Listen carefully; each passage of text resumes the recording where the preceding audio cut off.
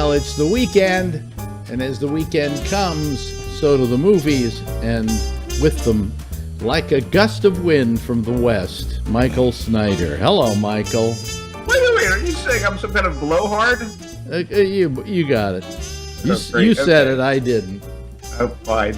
Anyway, so it's the beginning of the late spring, early summer blockbuster season, and we get the latest and one of the greatest superhero blockbusters, and it's come along just in time. It's in part about the end result of busting all those blocks, literally, as we see Avengers and Captain America coming together in Captain America Winter Soldier. The two most prominent leaders, de facto, of Earth's mightiest heroes, the Avengers, find themselves on opposite sides of a global socio-political accord as Iron Man, played as ever by the charming Robert Downey Jr., and Captain America, Avenger out of time, played by Chris Evans, come into conflict because all this destruction has occurred in Marvel's cinematic universe, and the heroes are to blame. The UN decides they're going to put together what they call the Sokovia Accords, named after the country that was nearly decimated in the movie Avengers Age of Ultron, and regulate the comings and goings of superheroes. This is the latest movie in Marvel Comics' cinematic universe juggernaut, and even though it's nominally the third Captain America movie, it's also de facto the third Avengers film, dealing with plot threads from both Winter Soldier and Age of Ultron. Essentially, it's the same stuff that was addressed in the dark, noisy, and inferior DC superhero movie Batman vs. Superman, the cost in human lives and property, after untrammeled superhero battles wreck everything in sight. And it does so with much more panache and fun and substance. It's a little long at around 2.5 hours, but it rarely flags, thanks to its sometimes dizzying action, its wit, its heart, and its bravado. It's amazing that the directing team, the Russo brothers, who also did the previous Captain America films, can juggle all of that and literally dozens of distinct and clearly drawn characters, with each getting his or her due, and almost none of the top-notch actors feeling like cameos. So we have Anthony Mackie as the Falcon, we have Scarlett Johansson as the Black Widow, Elizabeth Olsen returns as Scarlet Witch, Paul Bettany as the android Vision, and the movie introduces Black Panther, played by Chadwick Boseman, and a new and what already seems like the best iteration of Spider-Man, played by the young Tom Holland, which offers promise for their upcoming solo films. There's a sharp and carefully constructed script from the same guys who wrote Winter Soldier and First Avengers. So there's a unity here, thanks to Christopher Marcus and Stephen McFeely's script.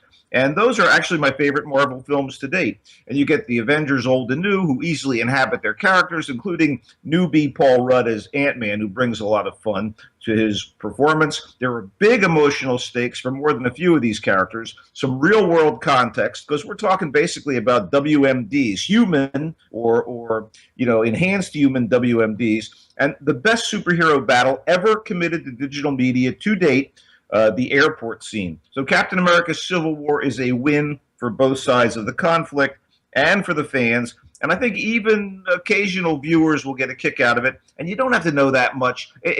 Your experience is enhanced by having seen a bunch of these other Marvel superhero films, but you don't have to have seen them to enjoy this movie. Okay, Bigger Splash is actually one of the best films I've seen this year. It's all about the vacation of a famous rock star and a filmmaker, her boyfriend, which is disrupted by the unexpected visit of an old friend and his daughter. It's drama, it's mystery, it's romance, and it's damn good. It's a beautiful movie that calls to mind the sun-kissed Mediterranean noir of the films based on or inspired by the novels of Patricia Highsmith. She's the author of The Talented Mr. Ripley and The Two Faces of January. They've been adapted into wonderful films. But this is an original as a female Bowie, Jagger, Chrissy Hind meld, played by Tilda Swinton. It was one of the biggest rock stars in the world, is escaping the limelight and healing her vocal cords on the island of Pantarellia, which is off the coast of Sicily. She's there with her partner, Paul, the filmmaker, played by Matthias Schoenaerts, but her hotshot, arrogant record producer and former lover, Harry, unexpectedly shows up with his daughter, Penelope, in tow, and all of their lives are thrown into chaos. Harry is played by Ralph Fiennes, and I'm telling you, this is probably the best role Fiennes has had in a decade, and he responds with his best performance in memory. The daughter is played by Dakota Johnson, who is so feeble in the 50 Shades of Grey movie, and it seems like, who cares? She's perfect in this movie, just perfect. And anyway, the exotic getaway with all the trappings and burdens of rock and roll stardom becomes a battleground as sex and jealousy and manipulation and the incipient threat of violence undermine all the peace and tranquility that the rock star, Marianne, and her boyfriend Paul had sought.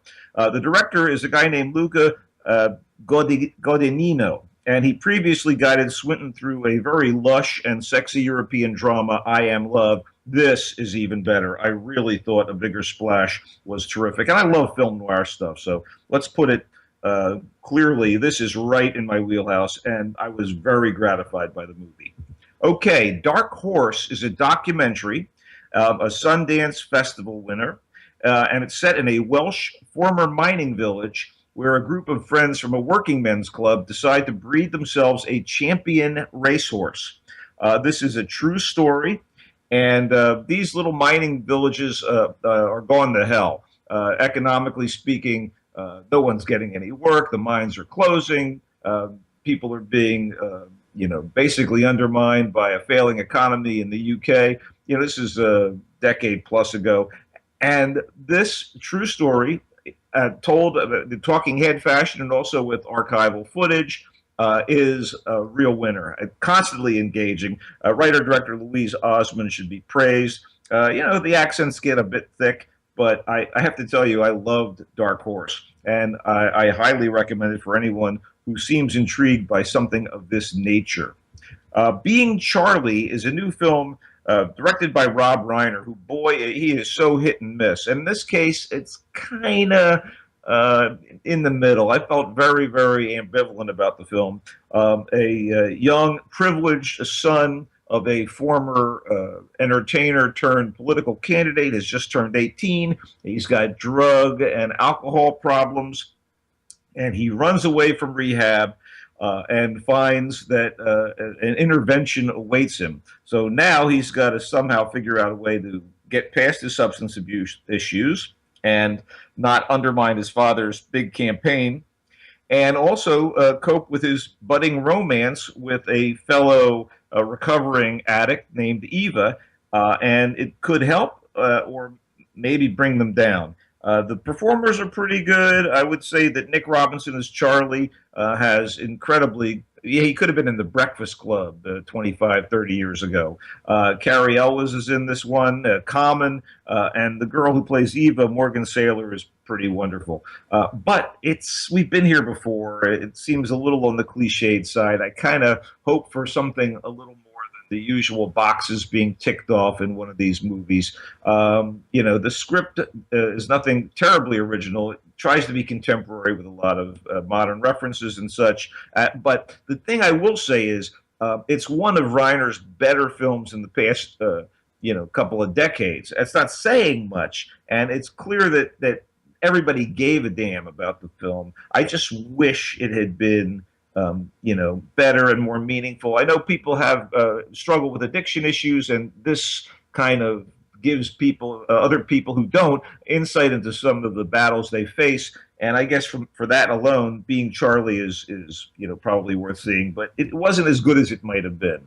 Let's wrap up with a film that I had a great time watching, Elstree 1976, which is a documentary about all of the people, particularly the performers, including the extras, behind the first Star Wars film.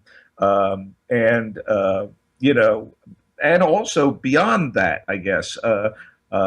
Elstree in 1976, that was the studio and the year of the making of A New Hope, the first Star Wars movie. And so director John Spira interviews all of these people, actors, who played villains, heroes, extras, and we find out what has happened to some of these folks, and how basically a community is built up among all of these people that were involved in launching this massive film franchise that is still with us today in J.J. Abrams' blockbuster, The Force Awakens.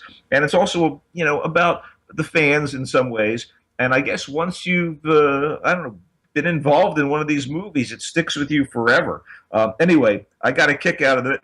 I think people are going to enjoy it. Star Wars fans are going to enjoy it. Cinephiles will get a kick out of it. And I recommend L Street 1976. So two very cool documentaries, a great, action, cartoon, comic book movie, and a wonderful drama. And, Rob Reiner's an okay director. So not a bad weekend for films, if you ask me. Okay. So that's about it, huh?